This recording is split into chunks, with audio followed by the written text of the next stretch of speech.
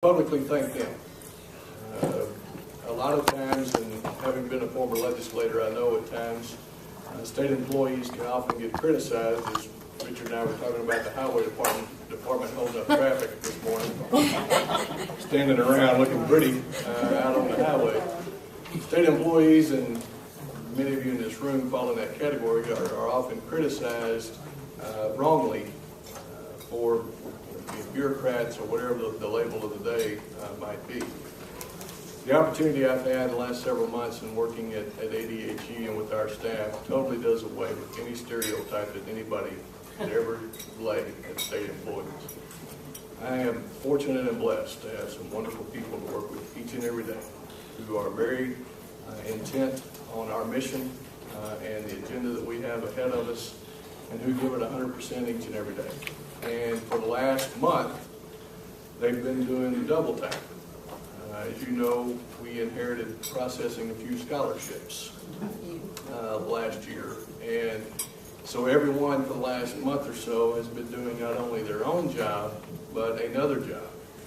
Whether it's opening the mail or sitting at the front desk, and as people come in to give transcripts, answering phone calls, emails, processing transcripts, doing them by hand with pencils and calculators. The only thing we didn't have was a big cheap tablet.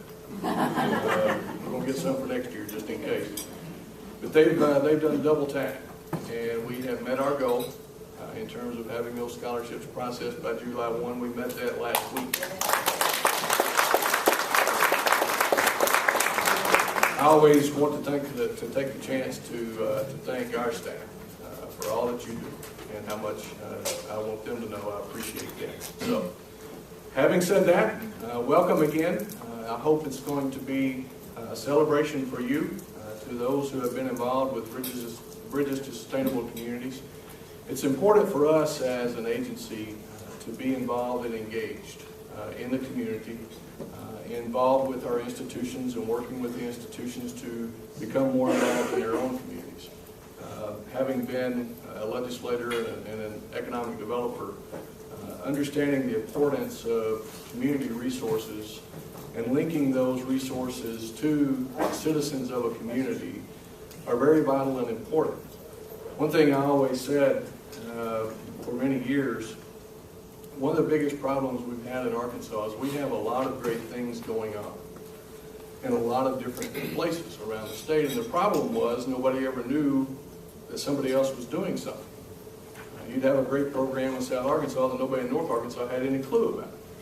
And so we've never been great at communicating, and that's one thing we're trying to do is better communicate what's out there and what's available so that you avoid duplication. We have a finite amount of resources as it is to begin with, and we have to find ways in which we can connect and work together to better utilize those small amount of resources that we have. And so that's why I've been excited to learn more about and be a small part of what you're doing and in your communities, what the institutions are doing, all in different and varying ways, because that's one of the unique things about our state, and one of the difficult things from a policy standpoint is every community is different. You have different traditions, you have different socio-economic demographics, you have all these different types of things that are different from community to community. And sometimes a blanket policy is not always going to work and be the most effective. So you having the ability at the local level to understand and relate to your own community and find those resources that are out there and available to you at your level, I think is obviously going to be more effective, and I think we're going to see that as we hear from each of you today. So we are excited to be a part of this program and excited for each of you that have been involved in it and will continue to be so, because it is important. The governor often, well, if you've ever heard him speak, you know he's going to talk about education and economic development to the point that you get it, you just kind of start, oh my gosh, he's going to say it again. But it can't be said enough. I was thinking about poverty. I was fortunate and blessed. I never needed for anything. I wanted for everything. But my parents always found, some way to provide. I didn't have anything great. Dad worked at the highway department, Mom worked in the school cafeteria. My first car was a 1976 Ford LTD that was canary yellow and as long as this room. Oh, we need pictures. There are pictures. We got 25 people in it one day. But I didn't have a great deal. If you've ever heard the governor's story of being brought up by a single mother who worked for tips as a waitress, and the story about, and he and I both will tell you, that we would not be in any position that we're in today were it not for the opportunity for a higher education. There is no way I would be standing here or anywhere else that I've been in my career were it not for that opportunity for a higher education. And it breaks that cycle of poverty. The more people and the more families and the generations to follow that have the access to a credential and receive a credential, their life is going to be exponentially better than if they didn't. And I use my own family as an example. My grandfather could not read. He had no formal education. He could not read a word, a menu, his mail. He could tell you every verse of the Bible, but he could not read a single word.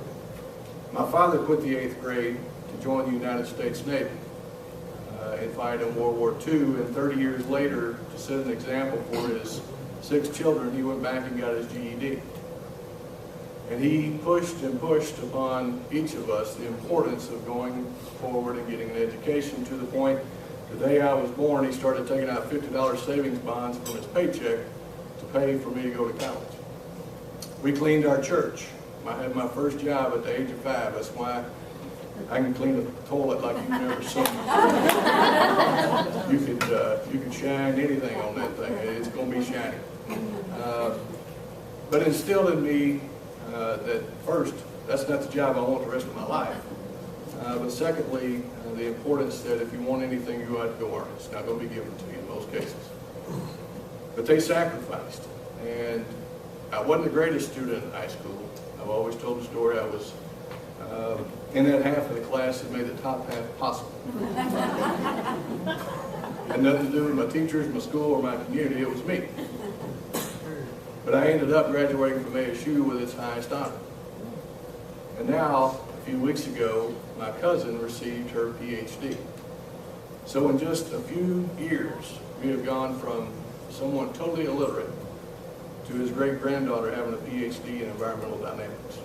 I call her Bones. She's an anthropologist.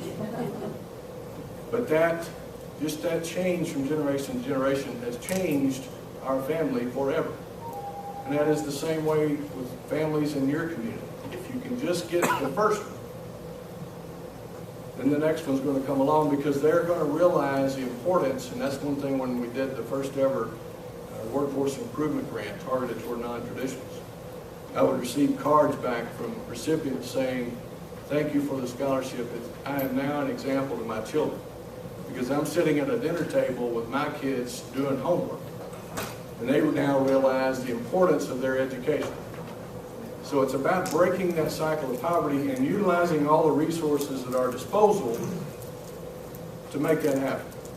And you're making that happen in your community. So we are very grateful to each of you that are here today, taking time out of your schedule to be with us. And I hope this is something that's going to be well worth your time and your effort.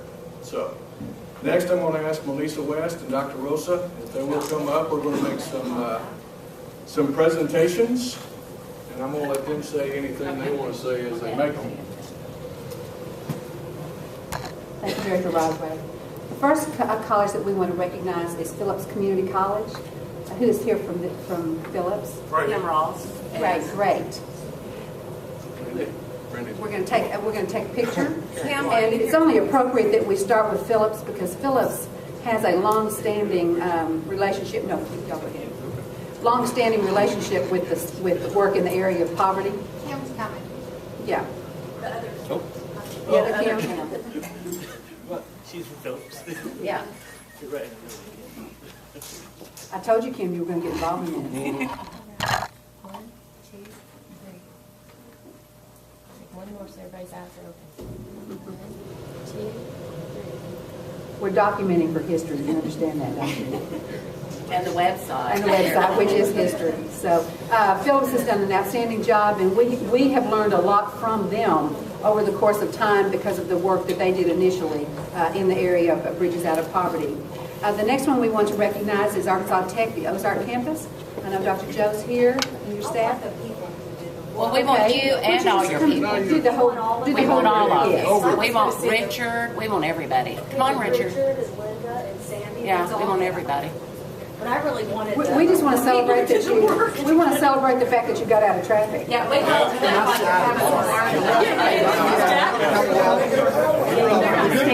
Plain County. Stacy, you need to stand in the back because you're so tall. All right, Brady, can you get everybody in? You bet. 1, 2, 3. One more. 1, 2, 3. Get it. Thank you very much. Y'all. Appreciate y'all.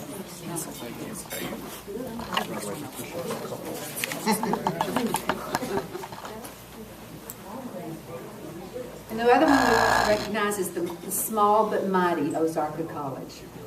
Who's here from Ozarka? Let's see, somebody survived my commencement speech. Yeah, it was a nice name. Kim Yeah, it Lovelace was. is our CPI program director. Okay. 1, 2, 3. One more. 1, 2, 3. And Mountain Home. You know, we started out with 3, but sometimes 3 is just not big enough. And there was another school in the state that was actually doing some poverty work on their own, and we've kind of adopted them into the fold and learned from them and hopefully have provided them some resources, and that's ASU Mountain Home. They had a Rockefeller. A Rockefeller grant. And they did a resource council. So we've expanded to 3.5 pilot size, so to speak. He used all the same resources, but he linked it with his Rockefeller money. All right. 1, 2, 3. One more. 1, 2, 3.